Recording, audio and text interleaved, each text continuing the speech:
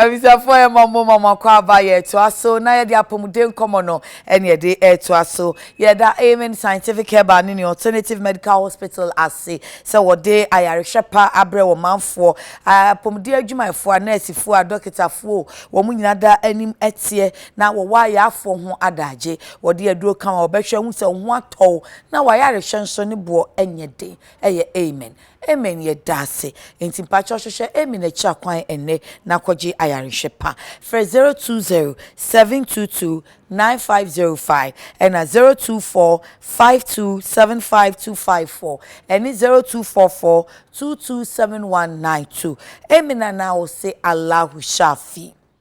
Nyame ya adoma wo china 30th January no a World Neglected Tropical Disease Day.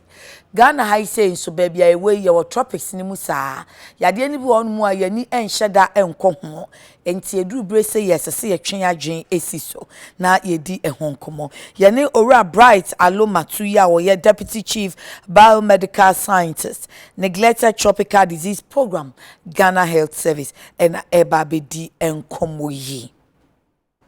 Eja kwaba. Yeah. Ye kasa neglected tropical disease I been there. Neglected tropical diseases yare ahodo aduonu bia emra babesene ko ebinsa bre kra ka ho ani enhyada enko omo ho ayie esan se empempi no eta ewo ba bia hiadie ewo Okay. nti nkurase ne manhwe bia ye ni sika na ye nema binom enkoso yie no ho ne yeta hu sa yare we no mo na tropics no mu baabia ewia ebo kese ewo ewia se ha fa na nyina no baabia hu sa yare we no mo ewo na esan se ye ne yare kan ye no eye nkrofo a yetetete amanhwe bi ye titi nkurase nti no ye nsem nye nsem a empanimfo edampanimfo akoma so sa yensem enkwa akiri ne ha ye no nye dodo na ehunu ebe se baby ehye no amanfo enta ehunu na sa yare we no nso se ubodin a obi dwen se ewa akiri baby enkame enintin se wo ka ho asema obi a enhye da enkeka ne ho se ono nso obeboa na yetu ase se nka ya de ka obi a bia ene de ka ebodin a nka obi a besore na nka bibia afa ho ne sa se ebodin ehunu na akiri nti no enim panini makwada ene enim hie enim sikani adan na we die eka bi na nka bi etumi ka wo bia na de te hu ni se esan se eye wo a ebi wo ha enku de nanso no edi wudem untumi enye adwuma untumi nko no aba eni nti no wankasa no usikasem be ye den enti emahiadie etoso ekoso edika no baby a ehia wo na yare wo esa ka so a esa ma wudi hia no kese dine se brebia no mahia die koso na esa se ye ka na sa nti no obi adwene ye ne se ene mi osika nti na ye hia fo yare me de menka ho bi nanso no sa abo no nya ba betena mu a emfa ho se wo sika anasa woni bi se japi memu an ba be hye mu a emfa ho ni sika wo onan no betimi abeya kase sa sa ya de e ba ye nche ya na ade na ya adwen afi na ya adwen abaso anti WHO say any World Neglected Tropical Diseases Day ewo ho achepa nti ye ka kra ba mu kwata ho asem ewo mu nti ye ka neglected tropical diseases na ebi ni kwata ebi ni jato jepim onko junsomoja buruli ulcer nsonsono ene kakra bi eka ho ene nti yare bi no awo ho ache na ebi nso wo ho a se unya amanfo hu ansema ye beka ne se ne bisi aye wonti unya na akwakwasha manhwe ba bi umpese obi ampo bete wonka ebi ti se kwata nti se kwata obi ehu ana wotwene ho nti nipa no se wona na tikroma se we nem photo no be ye den kakra e be ya abofono kakra nti e pamcho momfa nche ye etremu anti we di na ye twene sa we gini wem sonson akoni ho na sonson na piefi ni paridi emu sa no gini wem no se aboa no ba be ehye ho sa na ewo mu a ope ba bi epie enti opie sa na ensuo na efiri no mu ba ne nkosua na egumu bibre sa enti se ekokugu nsuo ma na apai na se mo anasa na ntinsuo mu nti se ti wokwa wonsi etwa kanko I see said ya okay ne che se yade neglected tropical disease yade ahodo be ya aduonu a wabobo bisu eni hia de twa kan da wo mo ntem papa esan se etawo baabi ehiadie wo no na se woka onkosi ya etawo ye nkurase eni nti se baabi a ewosa amanfo ye mfuo no na se onko yare no ewo hokese a mfie bi ababesene ko na okofum bisi area ho a na ye asase a kamanfo betumi aye afuo ama enuane abaye na kamanfo de enya sika nanso no onko no ti atese ema edu baabi na amanfo edwane efiri ho enti na se adwuma wo ye nya ade obetumi akoso aye no ho eni nti no ebre bia na ma hiadie no etoso ekoso nti akoye cycle eni nti ne se eka wo a wankasa wontumi nko no waba se wunya japima adwuma wo ye mpo no si anyi wadi a saade mpo na wotone obi mpo mpese obebe wo no waba betobi eni nti ehun nsem no edoso school nkwada sei senso no ba omo yema omuntumi enko school de bia absenteeism na ebi drop out na sa akra na se nya ade obetumi anyini ababeye ni nipa ye pese oye na otumi aye adwuma na nka otumi aboa na nka nkoso aba eni nti na ni hiadie de o twa ka kese kwa mamu say when was the first time I did neglected tropical disease day ye ni bida we ni ne edikan a edi oh sa na ne enti a na so ka so ya die ba ya ache yare ba ya che na isa se ani enko wo ho nti no wo ka ho asem a ukoto pani bia osu okay wo de ko na china waba senke ko ya yare bia yesi aba ufa airport ufa hehe o ubehia no a enko bia bekeka ne ho na we de ubodi obi so jefi me ne se ekurase baabi na me da be na me ne me maye ko nkurase o nti wo de cobra ahokeka ne ya na e wo fom na isan se yehunu se kwan etimi fa so tu ase no enya ade a eden ene sika kra ye hia na ye de tu ase enya ade a edosu pi ena ya ye bi nso pen Ghana ha se wohwa enka ne na gini wami na e wo ho pa sabre me ka se ye epie free na ho no sabre yetimi etu ase ye wo yare ba ko nso e friend trachoma eno nso na efra ani eno nso yetimi etu ase o Ghana ha ene Ghana se inspired enti ibi jepim no kra no districts bibribi wo ho a sabre yetumi abra no ase a nipa e wo ho no nya ade obia ebetumi ase enya emoa no ebiom enti na say yebetumi ayama na ye yebetumi etu ase ti mame musa say ede na amawodo amo tropics ni mo ye awia no hye no ye ya afedi omo si ye ni neglected tropical disease they echina ye bedi no first one ti ne hu ni say ebre bia no say udi day sa na ya na dawuro no ekosoro dede no ekosoro enti si yehia sa na yabu nkompon ahwe ne yatumi aye bebi akwa koduru ya frefre edom enti we no ye de frefre dom ye nyina ye hia yahwe ne aye ne ene ne betumi aye ne obi abetumi de aba na ekon no yatumi akoni edi nkunim enti sabre from 2012 mpenifo edi kan ko share wo London eye declaration bi frefre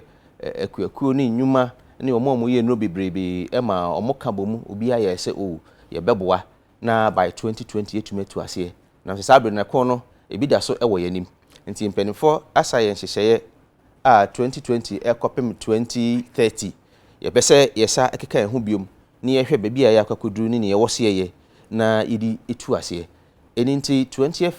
January 20th January in 2012 ano moko yesa landing declaration nti ye di we no disa eda no na ya sa ejina so it's been 8 years it's been 8 years so na mo boabo mo enti ye di kan aye bi ba nti sabi ye twa kompo ahwe ye chi ahwe se 8 years ago ye declaration ne ma ye de toto akwam no ehini akwakọ ye akuduru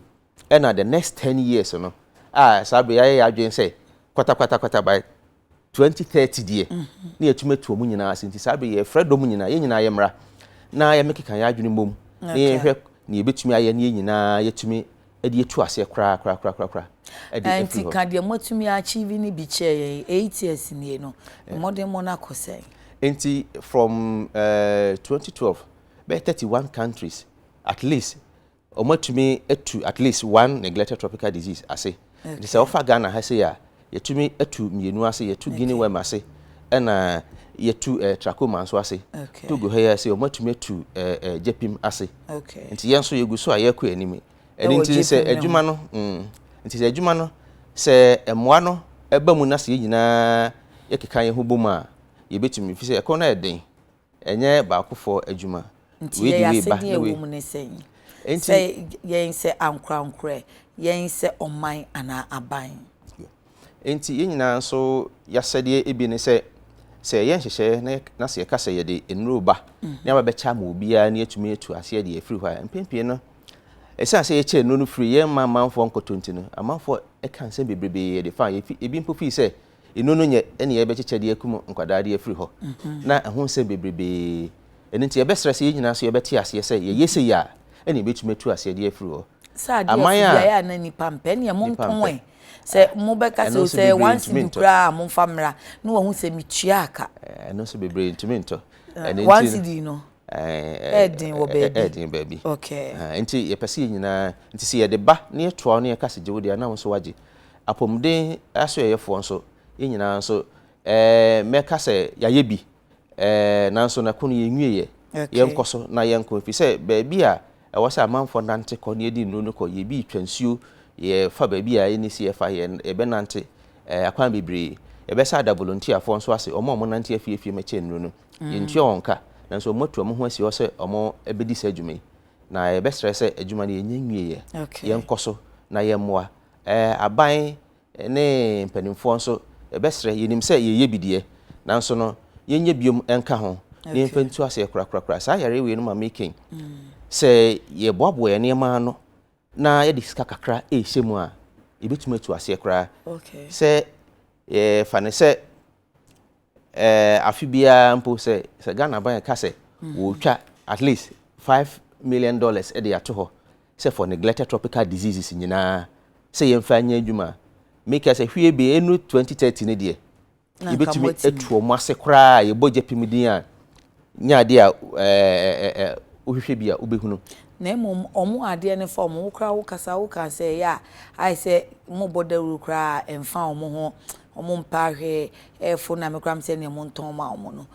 unsusu se nusu nti na bia ema ankra ne mpo aban so ani nko se wono efa ne ho no enye ne hia asem dia efa nyina ho ntwi mani nti na afa ye ne ya neglect no eni obi a efa ne ho eni ne emfa no efa ye nyina ye ho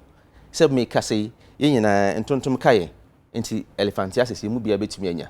eni nti no e oba bia ye nyina betumi anya bi eni nti efa ye nyina ye ho but obia wo ne wo so wo ye aban wo ne de apomden aso ye for ye wo ye de ene ankra ye nia ye ti ba bia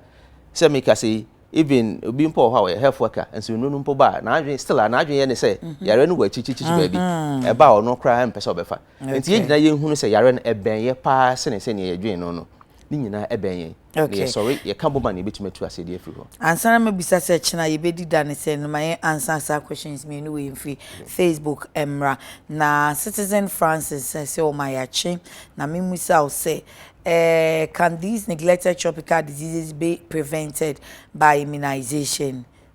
I think obviously, but you know, normally. Ye mastery most often enye immunization per se. Ye say immunization ne say would the o mani pana drubi na abo ne ho ban say be ya aboa no ana say de yare no ban eba ne mu a entumi ntena. But we ne de ye che dro no edi kumnia abetena ye mu dada no na se ku mu free ho a ye aboa bi na efa se elephantia yesi ntontom na befa e de afiri obi ho de akoma obi se ye mawado na se wuku ni aba ba hye mu na ntomtom no beka akra wonya bi mfa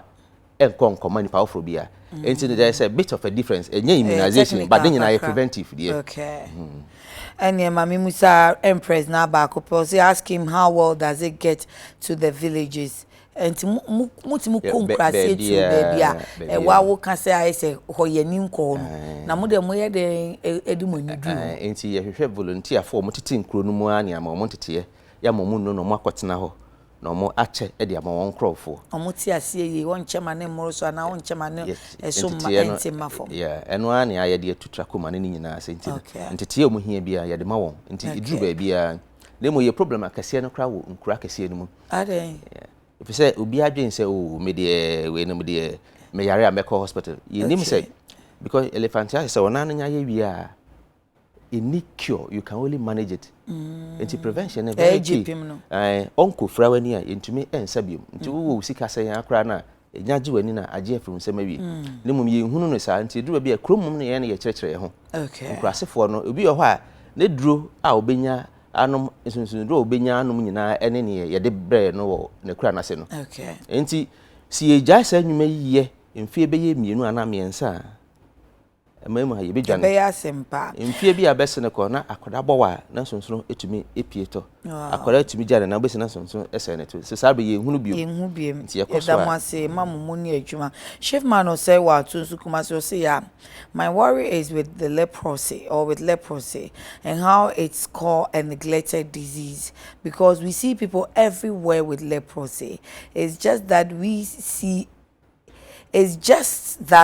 we as a society have decided to despise such people. By the way, I'm glad the world care and we all should be concerned. Ontiasi ntiem se this all sign and you feel neglected no. Nti yare no bi o ho a nye se yenim se omo ho. Nanso no ye ni nko omo ho yie. Omo kra yare no ato omo no. Say na ye ni omo esitie. Ti leprosy a working. Unhu so obi enyakwata o mpese obebe no mpo. Stigmatization, social exclusion and rejection ni na ka ho na neglect no ewo ho. Okay. Richard Adekye, we are even lucky they are still trying to wipe out in 2020. Most institutions set up targets for 2020 and we lost hearing anybody talking about it as 2020 got close. They said new ones for 2030. Keep hoping. Into somewhere idea some de munyanya mumpo. Echina ye bedi danise. Nti nyame pa ochina no ye be hia wo manche agbo na Jamestown. Okay. Ye name penifo ni NGOs ni omo health mu nyina students researchers ye nyina ye bra mehia. Na ye mu nkompon hwe achi ba bi a yakokun na kwakuduru.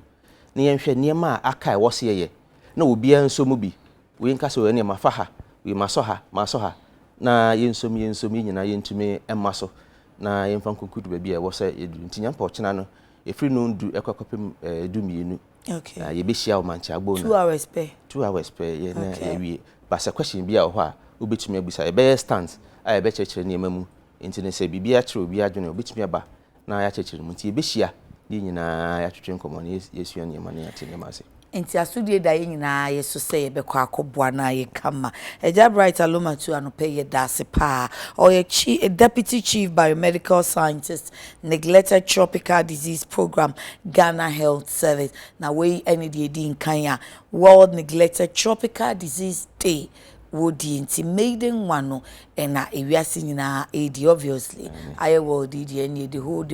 a wodi enti e china onso be a partaker na wo questions bi a wo ma wetimi ebisa twen ye basisi ahe ba ye beto aso